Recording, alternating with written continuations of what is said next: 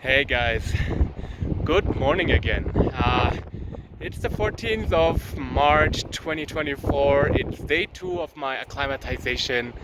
I just left Chame this morning and I'm on the way to Upper Pisang. So this is the path. It's not very exciting. It's quite a big road. Jeeps are driving here sometimes, motorcycles. So yeah, it's not like a nice, beautiful remote hike, but that's okay. For me at least, because I'm here for acclimatization. If I imagine if I was like a trekker, like an Annapurna circuit trekker, maybe I would be a little bit annoyed by this trek, but who am I to judge? So yeah, I spent roughly 2 days in Chame at 2,700 meters, did a little acclimatization walk yesterday, and now only just today I'm going up to Upper Pisang, roughly at 3,300 meters. I think I'm going across a little pass that almost takes me up to 3,900 meters, something like that, and then I descend. That is perfect, actually. You know, the golden rule is, or the saying is, climb high, sleep low.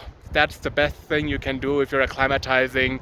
The way I understand it is that you are giving your body some kind of impulse, some kind of signal that tells your body, look, this is the amount of oxygen we're dealing, this is the challenge or the circumstances we are dealing or facing the next few days. So please prepare the body to be strong enough in these altitudes.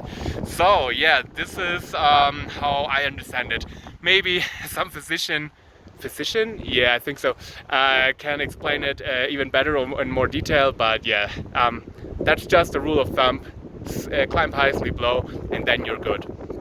So maybe remember what I said in the last video or yesterday, that there's a pattern that in the morning the sky is clear blue, the weather is awesome, and then around noon or afternoon, you know, plus minus 1 or 2 hours, it's getting a little bit worse. So as you can see here, this is the way to the Torong La Pass. So this is the way up, basically towards 5,500 meters, and this here is the way where I'm coming from, a little bit lower. Okay, now the no, here you can see it. Okay, I'm gonna try to focus on this. So as you can see here, these clouds are already forming, and these clouds are usually forming a little bit lower in the valley and around the mountains.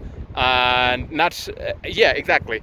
And this weather or these clouds are slowly climbing up every day, and then around, I don't know, noon, afternoon, usually they yeah, bring bad weather, and it's cloudy and strong winds. So I am gonna observe it today again, if it will happen again, because as I told you in last video, this is a pattern or a phenomenon that I just observed like every time I'm here, and that's good to know as a mountaineer, to understand the local weather, how it works. You know, every mountain range is different, every region is different, every mountain is different. For example, when I climbed Elbrus, it's much more tricky. Well, not much more tricky, but it can be, they're completely different circumstances. You know, you have the Caspian Sea and you have the Black Sea on the other side, and then you have like the Caucasus in a horizontal line dividing north to east. And the weather can change very, very fast, because there are huge bodies of water left and right to the mountain range, and the winds can pick up so fast and the weather can change so fast. So you have to be very, very careful. So completely different weather pattern, completely different winds, completely different yeah, movement of air and humidity masses, and you have to understand those if you're going solo and by yourself, and if you take full responsibility of your climb.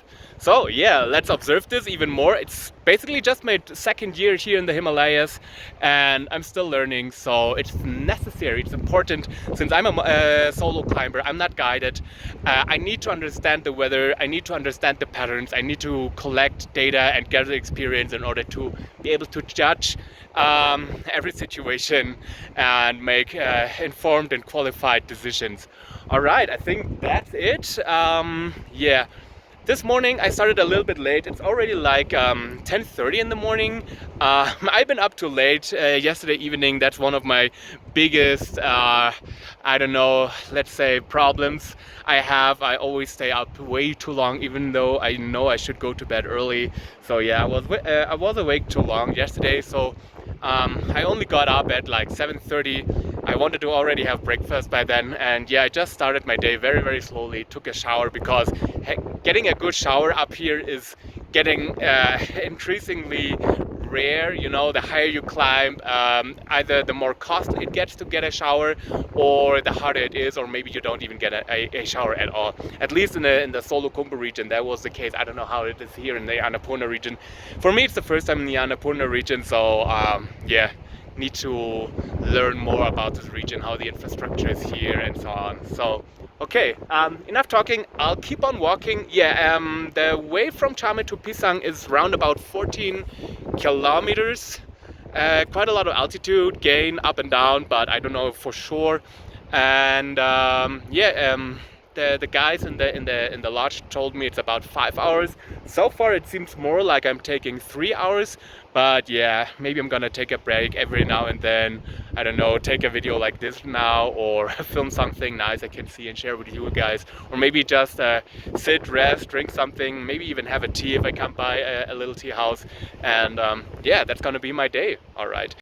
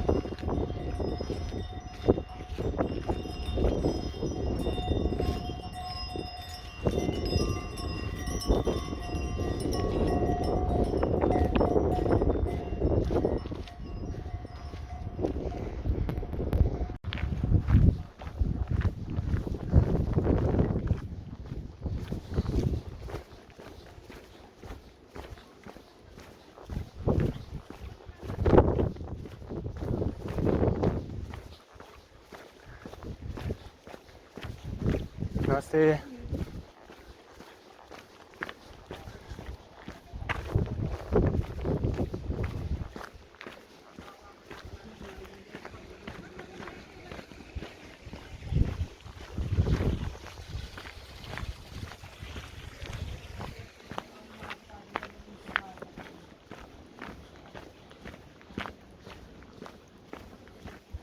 Namaste.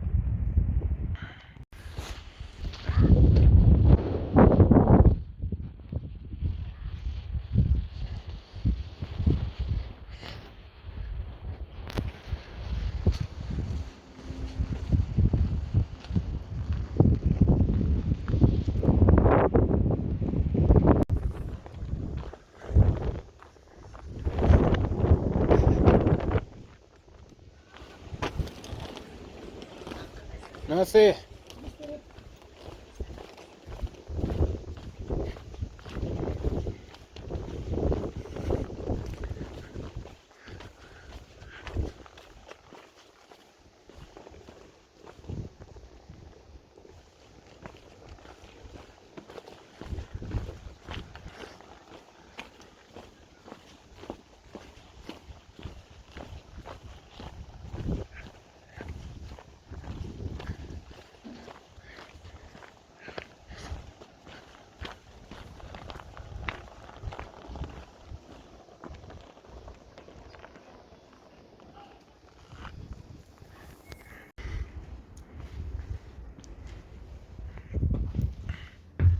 Look at this beautiful room. As you can see by the color of the wood, I think this is quite newly built.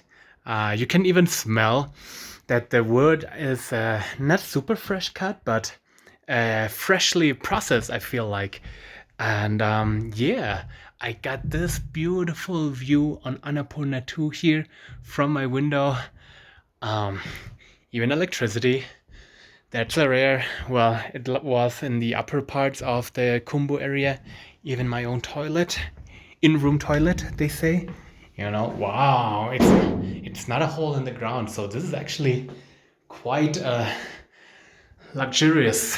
Luxurious, yeah. Well, all right, guys. Okay, this was my walk from Chame, around about 2,650 meters, to Upper Pisang. I'm now at around about 3,300 and a few meters. Who knows? Doesn't really matter.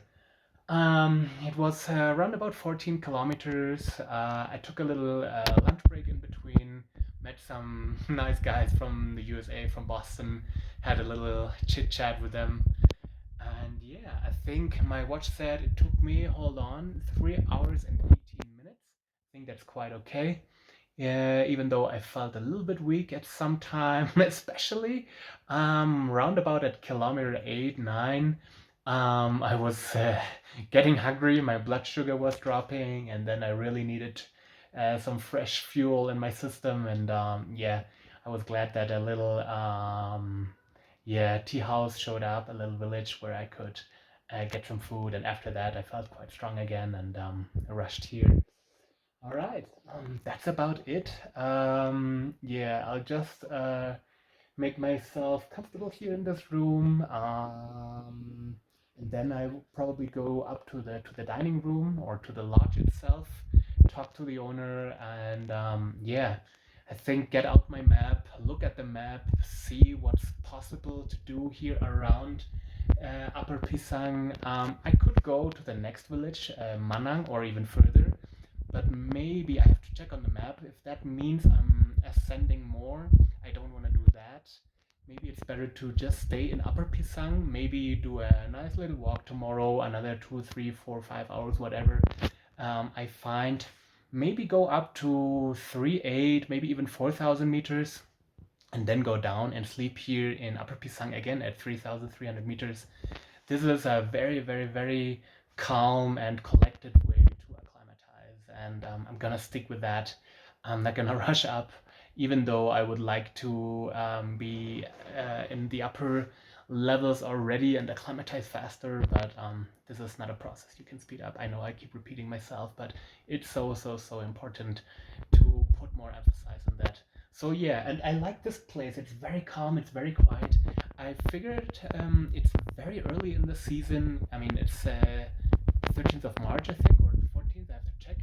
And there's still not a lot of trackers here, so that's quite nice. There are a few, but not so many. So I guess this tea house will also be very, very quiet. This place is quiet. So yeah, I like this atmosphere here already. I can see Annapurna here. I think I have great acclimatization options here. So I'm like 90% sure I'll stay 2 nights here in Upper Pisang and just take it easy, take it slow, uh, make sure I have a good acclimatization base, and you know what's gonna happen after a few days. All right, guys, talk to you later.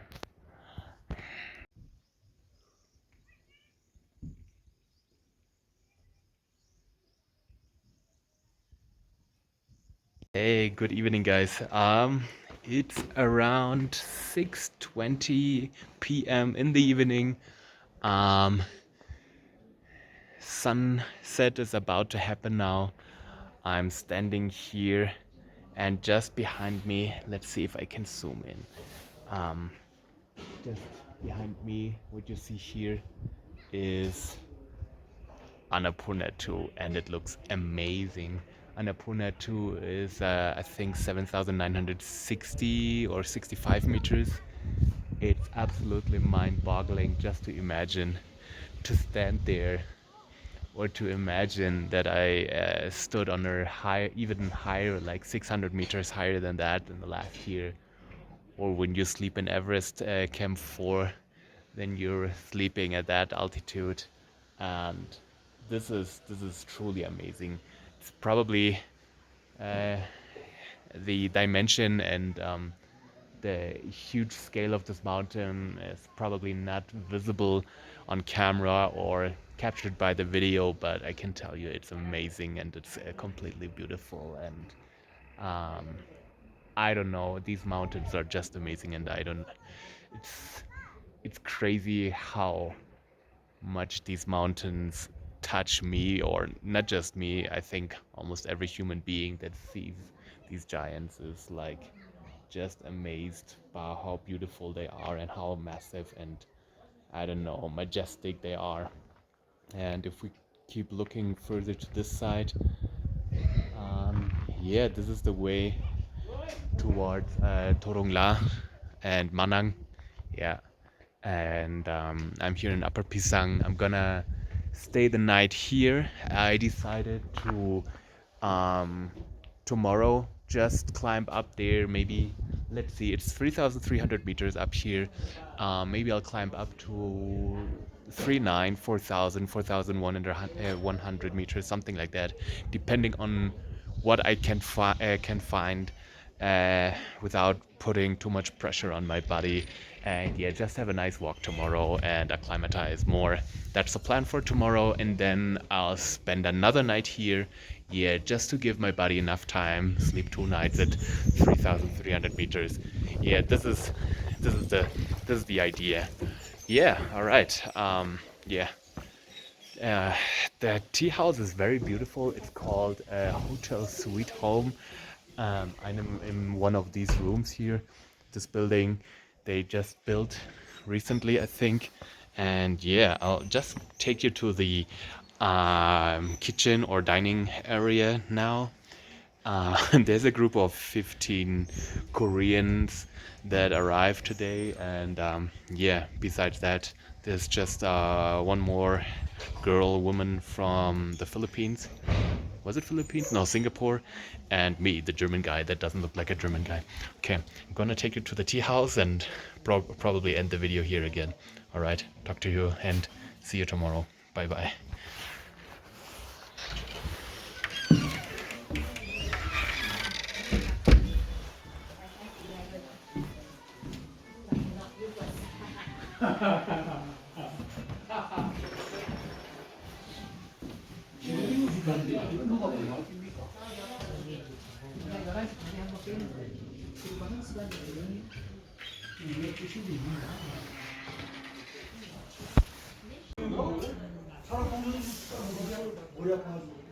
여기가 3분의 5분의 1 먹고 아팠어.